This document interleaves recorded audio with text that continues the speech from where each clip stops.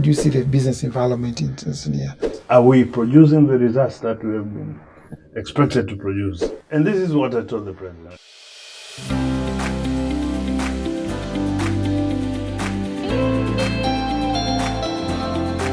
The Ntangeki Nshala show is a business show where I hold conversations with business leaders.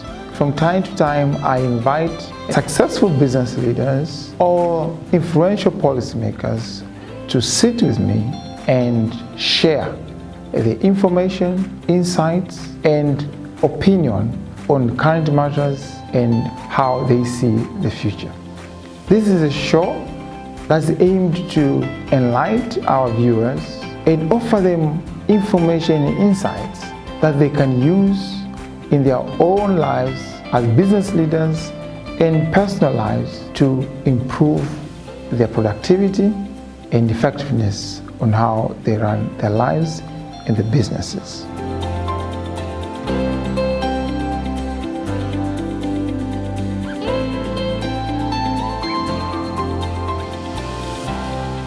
Welcome to the Ntangeki Nshala show, and today we have a pleasure of hosting one of the best and most successful business leaders in Tanzania, former Ambassador Ami Mpungwe. Mr. Ambassador, welcome to the show. Thank you very much, Ntangeki. Yes, we have a pleasure of hosting you and having you here. Most people know you as the former ambassador, but currently you have been in business for a long time. Please share with us, being an ambassador and then transitioning into business as a business leader. What triggered you to move and how was the experience? Yeah, you're right. Many people still refer to me as a former ambassador, and I think precisely because the greater part of my life, my working life, has been in the foreign service. And foreign service, I think that's the only job I've done in my life. And I was in the foreign service for 25 years, from 1975 until I took early and voluntary retirement in 1999 at the age of 48. What triggered me? I think three basic reasons, three or four, but three mostly. First, I think I was burnt out in the sense I was fortunate in the foreign service, or in my diplomatic career. I was entrusted with senior level appointments from very young age. At the age of 34, after being quite active in the diplomatic service, especially on the liberation issues, starting with the independence process of Zimbabwe and other issues of Namibia, South Africa, and others. At the age of 34, I was appointed a personal assistant to the president when President Mwinyi assumed office in 1985. Okay. So that was the end of my youth. I lost my... You lost your youth in that process? I lost my youth at 34. Okay. And from there on, it was one senior level appointment to another. So by the time I was 47, really I was completely burnt out. At that time, President Benjamin Mkapa, whom had been, before he became president, he was my foreign minister twice. So I asked him to take an early retirement. As I said, when I approached him, I was 47, but he asked me to stay on for one more year in Pretoria, where I was posted as Tanzania's first High Commissioner. Indeed, I stayed for one more year. So in 1999, at the age of 48, I retired. So the first reason is I was burnt out. The second reason, in the same way, and precisely because I spent most of my diplomatic career on liberation issues in Southern Africa in particular, and also mediating the Rwandese peace negotiations in Arusha. I felt I had reached the pinnacle of my career because, especially on the liberation issue, seeing Nelson Mandela out of jail, a person that symbolized the liberation struggle in Southern Africa or the world over, and seeing the end of apartheid in South Africa, in addition to other liberation processes in Zimbabwe and Namibia and others. So I felt I'd reached the pinnacle of my career. I sincerely felt there was nothing more exciting that I would have even if I'd stayed on for the... To be repetition. Yeah. Even if I was sent to New York, London, Tokyo, it wouldn't have been as exciting as seeing the as it had been. Yeah, seeing the in end the of liberation. apartheid, yeah. Okay. Especially seeing the end of apartheid. Okay. And seeing Nelson Mandela coming out of jail. Okay. So I had a sense of accomplishment that nothing more could beat that achievement. So, and therefore, my work had become boring, and that fire started to go off slowly. Yeah. Okay. So I was not enjoying doing my work as I used to enjoy before that. And thirdly, because when I was appointed Tanzania's first High Commissioner to South Africa in 1994, we had ended apartheid. We were establishing new sets of relationship.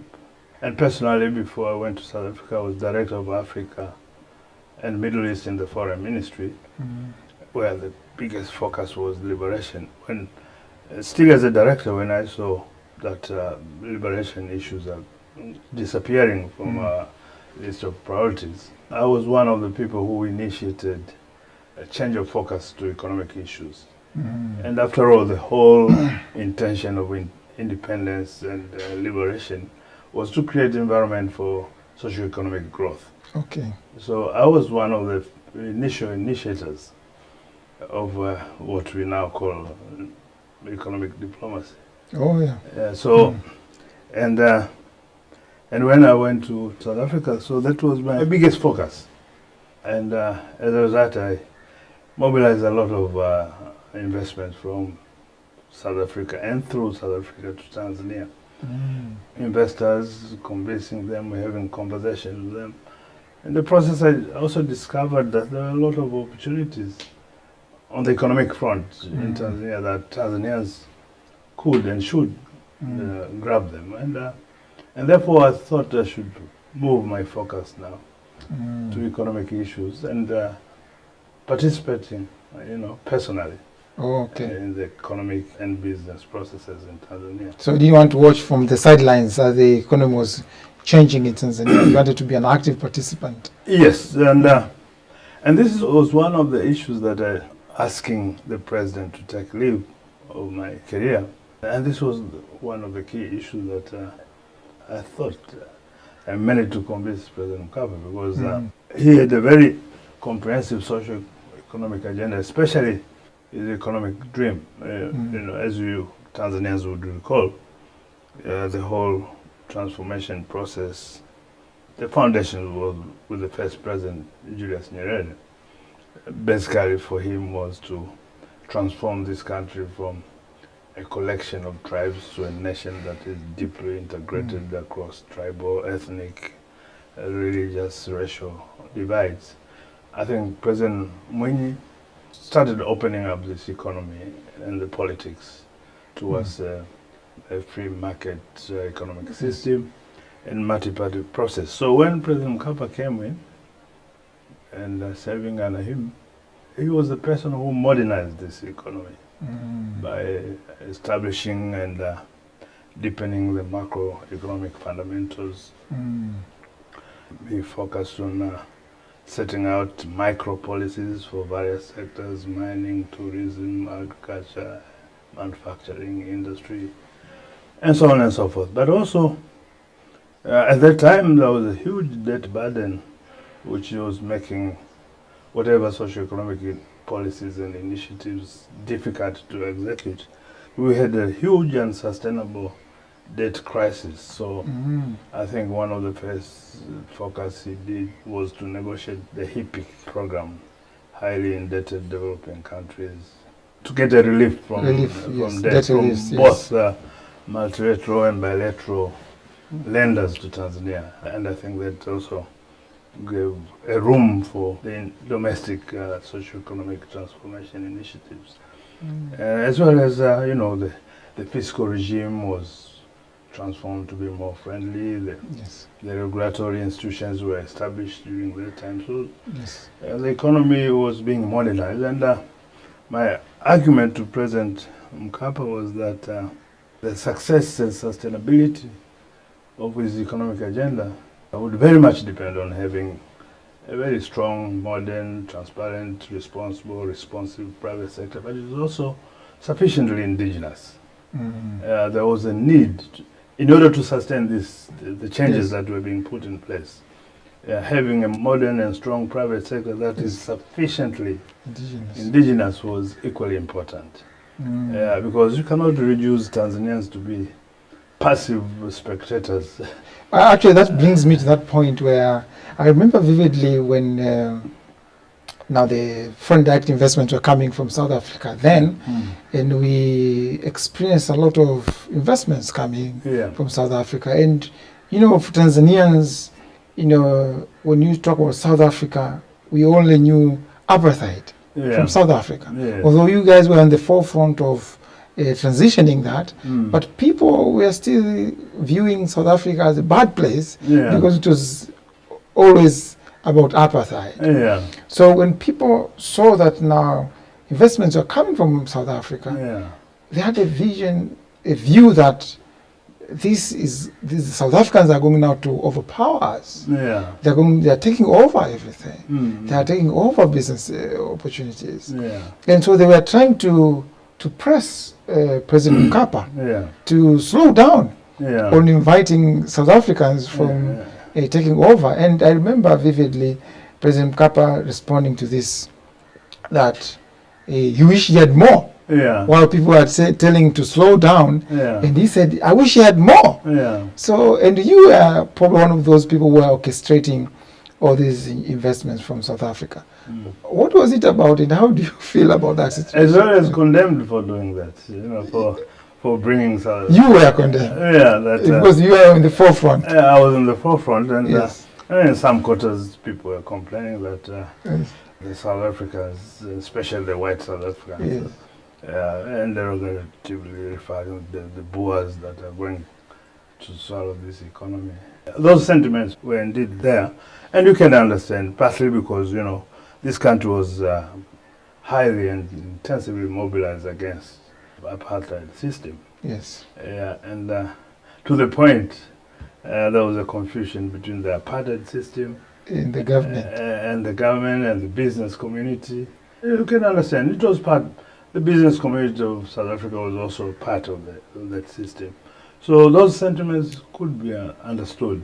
But also, as leaders in government and at my level as an ambassador, you should also balance those ideological or historical views and the reality. At that moment. That moment. It's a fact that for the economic transformation measures that were being undertaken in Tanzania, you needed FDI, foreign direct investment. And for as long as you need FDI, foreign direct investment, it doesn't matter whether it comes from Japan or United States or South Africa. And for us, indeed, as members of SADC and South Africa being reintegrated in the African family, I think there was no contradiction. So indeed, there were those complaints, but here we are at the leadership level. You have to balance what is of material concern and what is the reality. I think it was clear that South Africa is being integrated back into the family, African family. So it didn't matter whether the investors came from South Africa or Japan. You mentioned, yes, indeed, President Mkapa in defense said, well, he needed more. I recall having a conversation with the biggest anti-apartheid fighter in Tanzania, who was Julius Nyerere. One of the visits in South Africa, I said, but he was encouraging me to mobilize more investors from South Africa. Nyerere himself. And this is the biggest anti-apartheid fighter.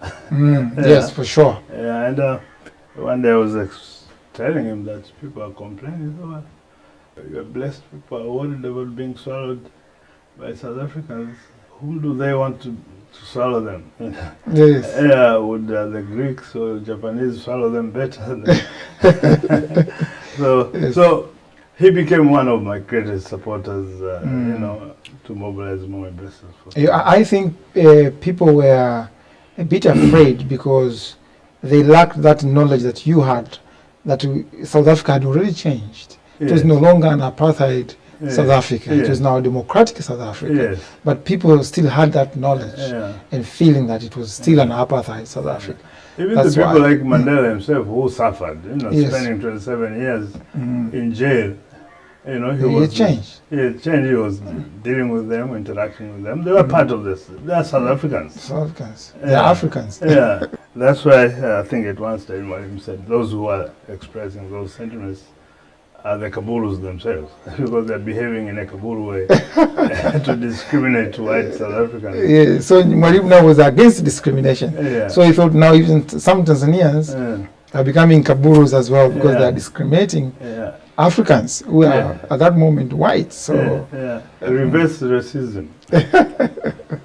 okay, so what I would like to know at a personal level now, Yes.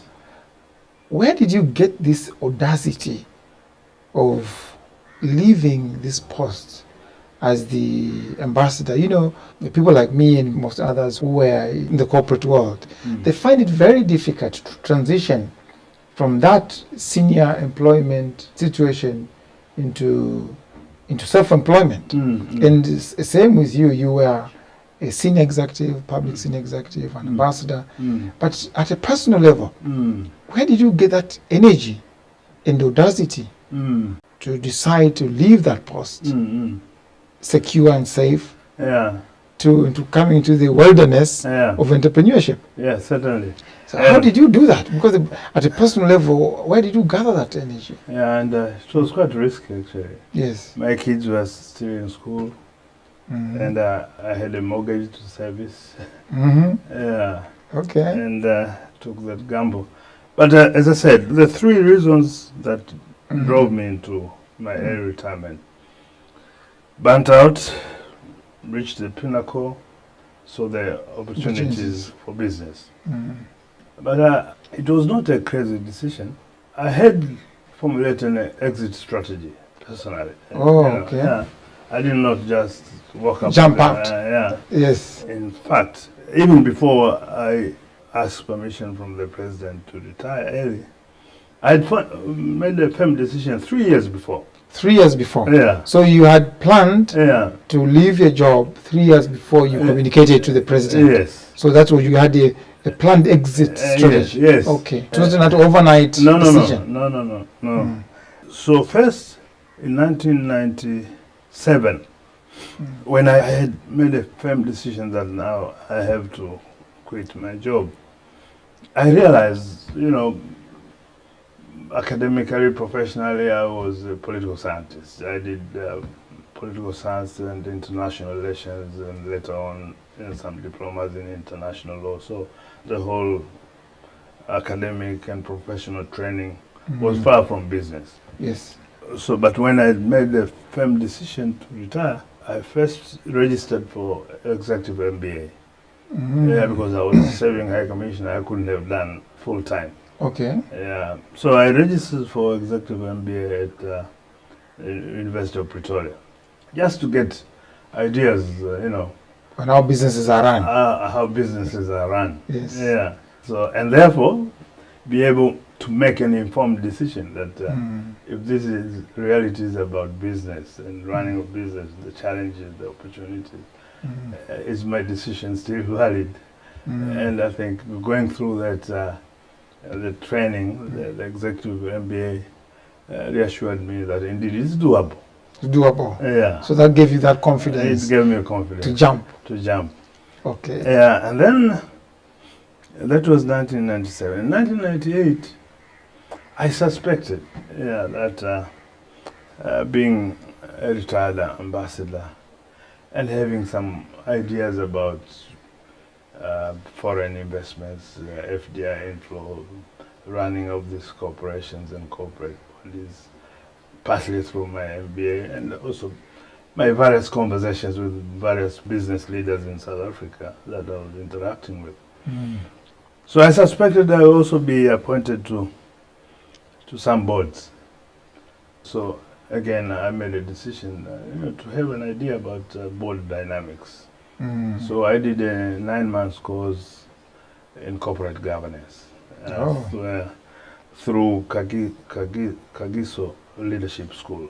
Okay. Very comprehensive program. 9 months, you go really deep. In Pretoria as well? It was in Midrand, between Pretoria and Johannesburg. Okay. Yeah, so it was an intensive 9 months course on corporate governance. So you go through all issues revolving the dynamics of the boards and responsibilities and all these things. So that also prepared me for a board role, if at all. So it happens. It happened, yeah. So I just didn't want to jump in without having an idea what does it mean.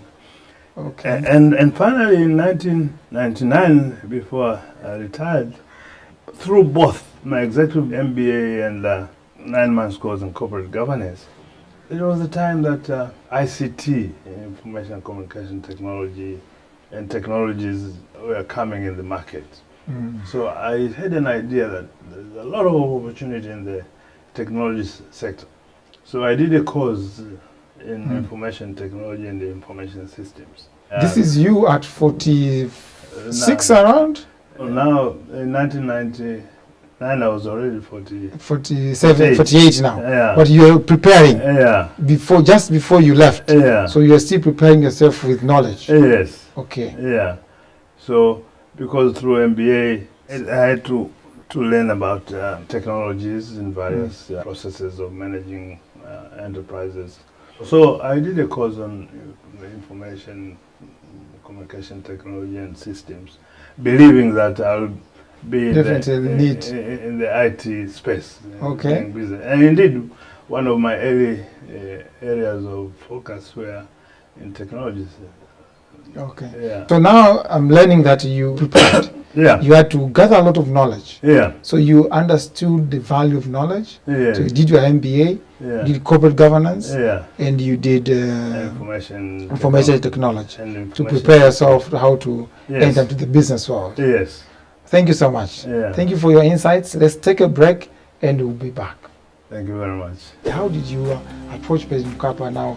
He believed in you, he gave you that important post. And this is what I told the president. Don't feel bad, feel good.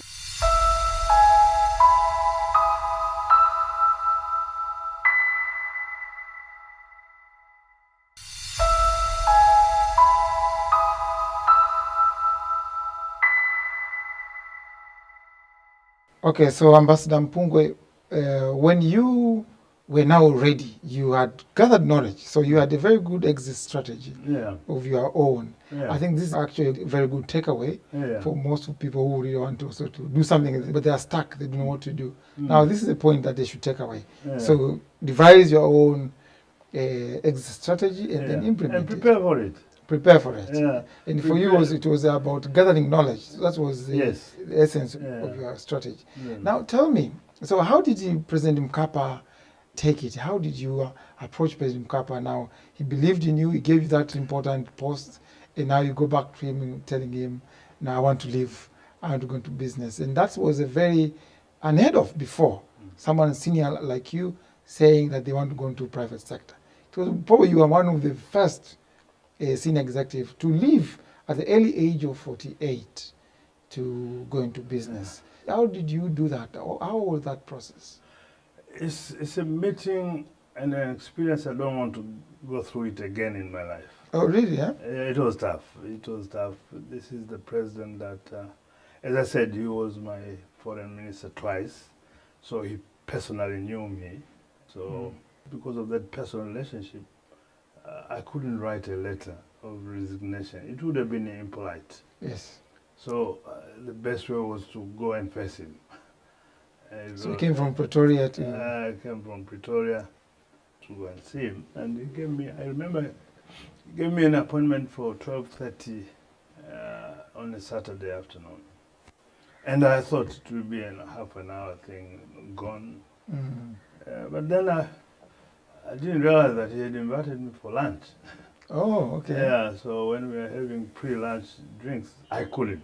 Maybe I thought I should take some more drinks to get the courage. Yeah, and then when we went having lunch again, the food was nice, the wine was flowing. I couldn't. Oh, Yeah. okay. So Yeah, you kept thinking, how am I going to?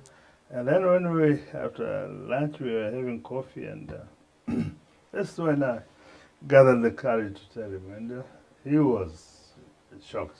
He was only used to seeing people going to see him to appeal for extension of contracts or get appointments and all this. And so this was his first experience to see someone going to Asking to leave. To leave. So I had the difficult task of explaining to him, and basically my three The reasons as you explained. And, but fundamentally, also, and it was correct. I was not remaining in South Africa, which I could, because there were a lot of opportunities there, either for employment or for business, you know. But I decided to come back home. And perhaps this is the point that I managed to convince him, that I was not abandoning him. I was getting closer to him, because I sincerely believed at that point that whatever President Mkapa was doing, the economic revolution that he was instituting in the country, its success and sustainability very much dependent on having a strong private sector that is modern, that is ethical, that is transparent, that is responsible, that is responsive. Oh, yeah. But also sufficiently indigenous. Sufficiently indigenous, yes. Yeah. That's another. The locals have to be part of that. Part of the process. Yeah, you cannot have a sustainable economic system that leaves the locals outside. So you wanted to represent the locals. I said, and this is because I believed I came from very few privileged Tanzanians who have had good education, who have had exposures of traveling outside the country, interacting with different people. And in my case, I had the advantage of interacting with various corporate leaders in South Africa and other parts of the world, and getting through conversations, understanding, what business requirements, what investments requirements. So I believe that some of us, and this is what I told the president, don't feel bad, feel good. In fact, encourage more Tanzanians to be part of this Mkapa economic revolution on the private sector side.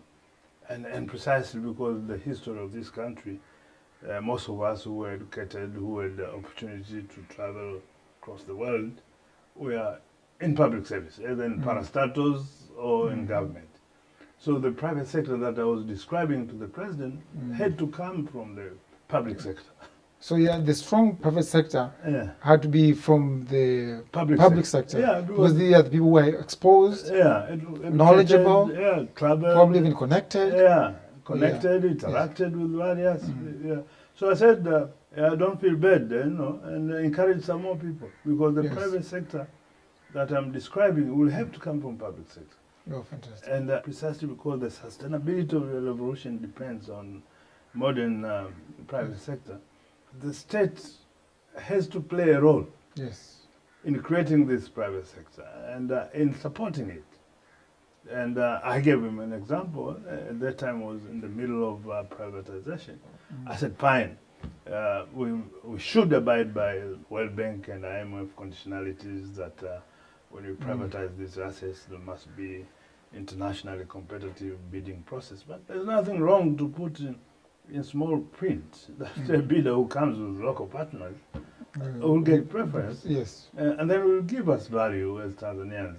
This is otherwise, it's just like having a football match at the national stadium there, and the players are all foreign. And you reduce Tanzania to be spectators. So I said, Mr. President, these locals may invade the field one day. Because they are not part of the game. Yes. And this is, I may say, some of the debate that we're having now in Currently, Tanzania. yes. It is coming from that kind Yeah, of... to date, the Tanzanians are not involved. They're yes. not. They don't feel. Don't The have biggest a sense part of the economy is still owned by of, yeah. foreigners or Yes. foreign companies. Yes. Yes, I Yeah. think that Yeah. so the president understood you? Yeah, he did, and I think that's the because I said I'm not running away from you. I'm coming back, and I'm becoming a foot soldier Yes. of those of the Mkapa economic revolution Revolution. by having local Tanzanians being part of the economic process. Wow. Yeah. And so he accepted. So I said, don't feel bad, feel good, and encourage some more. Yes. Not only encourage, support. Support more Yeah. to transition into Yeah. business. So to date, this is part of our problems. We are having this kind of debates like DP World and all these things. It's partly, I don't know the other reasons. Yes, partly. Partly because there's no sense of ownership of this economy. So when you hear these big investors coming, there's some resentment because someone scared. What is there for me?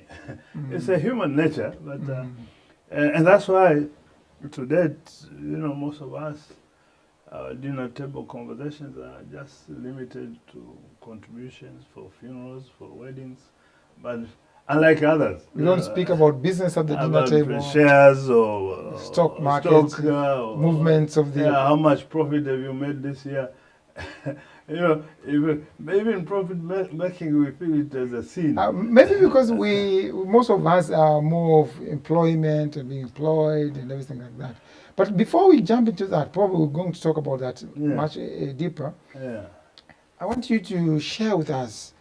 Then the President Mkapa agrees. Then you resign. Yes. Then how did you face the reality of the business environment? Yeah. Because now you were a diplomat. Yes, Yeah. you are determined. Yeah. Yes, you had your strategy. But then how did you transition? Now, how did you now land? Because you jumped. You jumped from the public sector. Now you are landing into the private sector. Yeah. How did it feel? How was the reality? Yeah.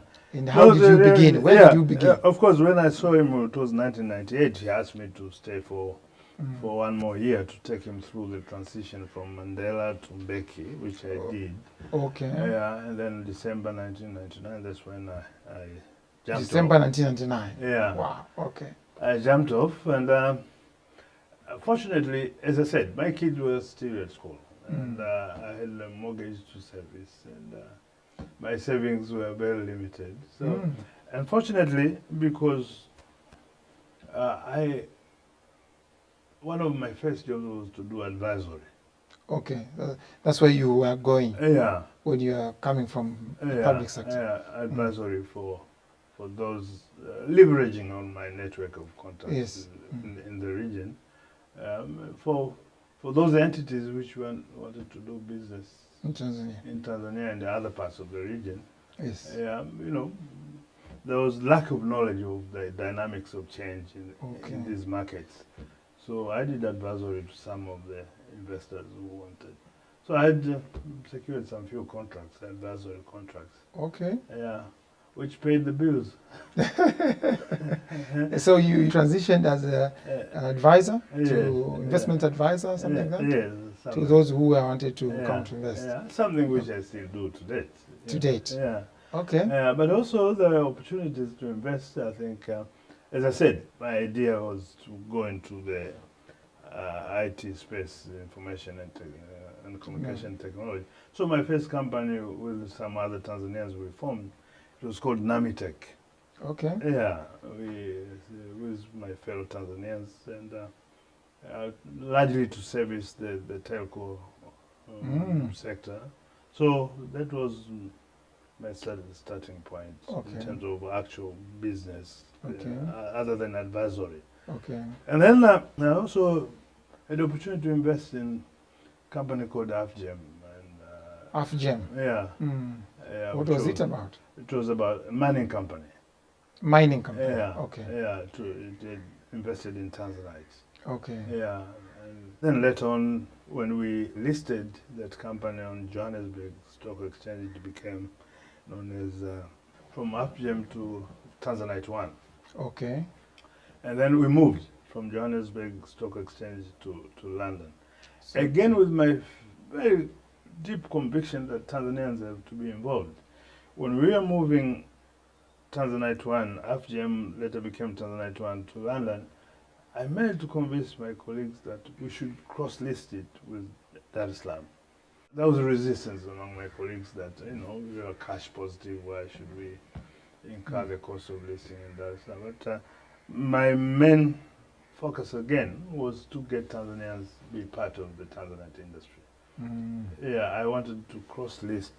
Yes. Yeah, with Dar es Salaam Stock Exchange in order to give opportunity to be part of the Tanzanite story, because there's a lot of emotions. Yes, we own Tanzanite. Yes, Yeah, Tanzanite is ours. The only country in the It's world. the only country in the world that owns Tanzanite. You have this foreign company owning it. Yes. And you'll be surprised. And precisely because this system is not cut and made to encourage local Tanzanians to be part. The biggest resistance I got was from CMSA, Capital and Markets and Securities Authority. Yeah, authority. Yes. They refused us. CMSA? CMSA. Oh, okay. On the ground that, you can't cross-list it with Dar es Salaam Stock Exchange because we listed on AIM, Alternative Market of London. Yes. And they argued that AIM was not a counterpart market to Dar es Salaam Stock Exchange. But the AIM of London was bigger than all stock exchanges in Africa combined. Except Johannesburg and Lagos maybe. But to cut a long story short, we couldn't. Wow. And therefore, we missed the opportunity of getting Tanzanians to be part of the Tanzanite story. Oh. And therefore, the politics against our investment continued until we divested in 2012. Yeah. So the Tanzanite one exists?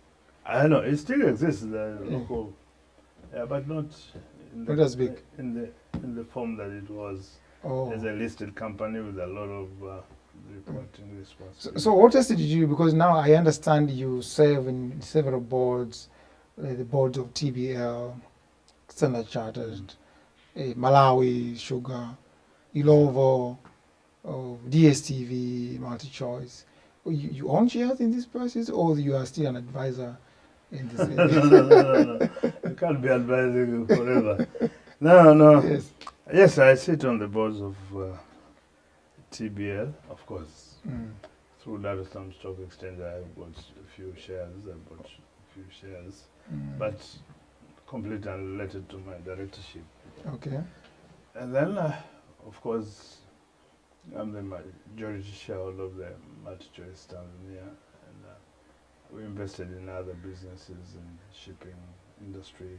Maersk, Nyota. Nyota, Yes. yeah. And I have shares in some few other entities, but I sit on the boards of Kilombero Sugar, Standard Chartered, and others.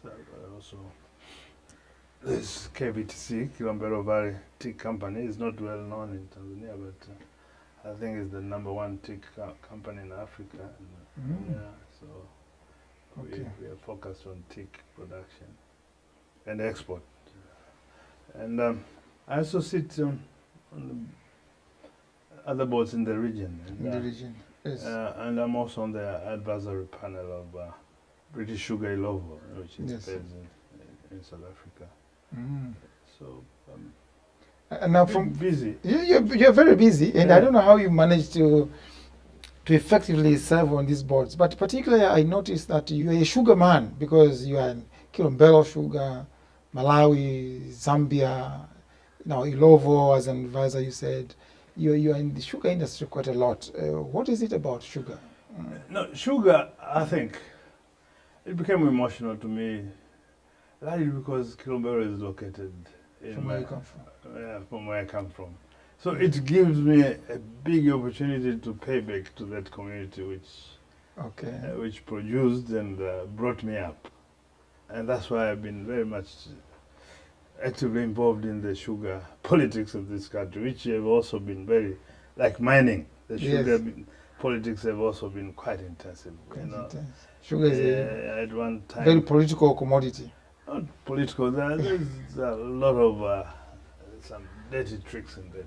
Okay. Business. So I felt obliged to help to get Kilombero sugar going, partly because I think it's a business model that should be replicated in so many different other areas in the country. It's very transformative. The Kilombero Sugar Company, right now, about 40% of the cane comes from the growers surrounding. Outgrowers. Yeah, outgrowers. We don't call them outgrowers because, you know, when someone supplies 40% of your cane, don't consider him as out. Serious partner. Serious partner. It's part of your value chain. Mm. So we call them Kilombero growers, not outgrowers. Outgrowers, okay. The Kilombero growers. Growers. Yeah. Okay. And now, as you may understand from the media, we are undertaking a huge expansion at Kilombero. By October next year, I think we are going to have the most modern sugar mill in sub-Saharan Africa. Really? Doubling their production. So, because the company has got limited land, has exhausted its land. Yes. So most of the cane will have to come from the growers. Yes. So 60% of the cane will be coming from the growers. So it's quite transformative. If I give you the figures, I think at the end of last season, we paid the growers about 80 billion. 80 billion Tanzanian shillings? Yeah. All this money went into citizens' pockets. Yeah. Yes. That's why you find number one and number two banks hitting each other there. There, yeah. There people have money. The local people have money. GDP there. GDP. And we undertook some surveys 2 years ago. Through the sugar industry, we've also created about 2,000 businesses from Pembejeo, you know, farm equipment, fertilizers and all this, to other amenities, you know, that go with the community requirements there. So there's a serious economy taking place there. There's serious GDP, socio-economic transformation. So it's a model that excites me. And we're doing the same in Zambia, we're doing the same in Malawi. So I have that Pan-Africanism understanding of the business. Now is it that is the Malawi and Zambia and Kilombero sister companies? Yes, they belong to the same shareholder. Okay. Yeah. Okay. In Zambia and Malawi are listed on respective Stock markets. Yeah. Kilombero is not. Of course, ideally, the whole strategy of privatization was for the government to get out of business here in Tanzania. Yes. The whole strategy was, you know, for these assets which were privatized after they've been turned around. Yes, to be and recorded 3 years, minimum of 3 years of profitability. The government was to exit. Yes. Through stock exchange.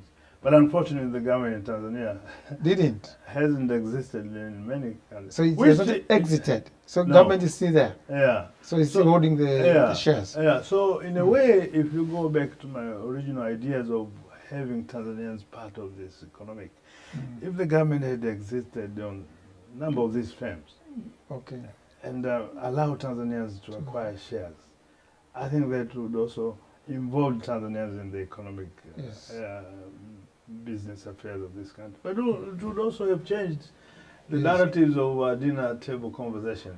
Instead of limiting ourselves to michango, you know, contribution for the funerals and weddings. We'll be discussing about how about your Kilombero shares, how about stock, rise and falls of stock market and the numbers.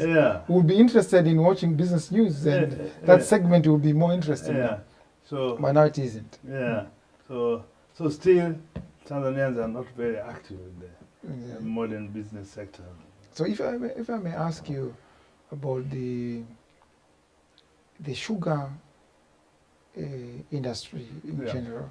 And recently I heard, I know it's not a Kilombero, but I don't know whether you can comment, but I heard there was a Kagera Sugar buying some South African sugar company. How do you comment about that? Although I know if it is true, then it's a good move. It's a good move. Yeah. Okay. Yeah. I've also heard from the news that I mean, which is it's time Tanzanian businesses Are get becoming bigger, bigger to and, go cross-border. Oh yes. Yeah, Oh. yeah. So this is good news. This is positive news Yeah, about yes. Tanzanian business. Yeah, it drives so many positive messages, Messages. that first you can, as Tanzanian, you can build modern business, and as Tanzanians you can even cross borders. So It's a positive news. it's positive In the stories. business area. These are kind of stories we need to We hear. need to hear more and more. Yeah. Thank you so much. So let's take a break and we'll be back.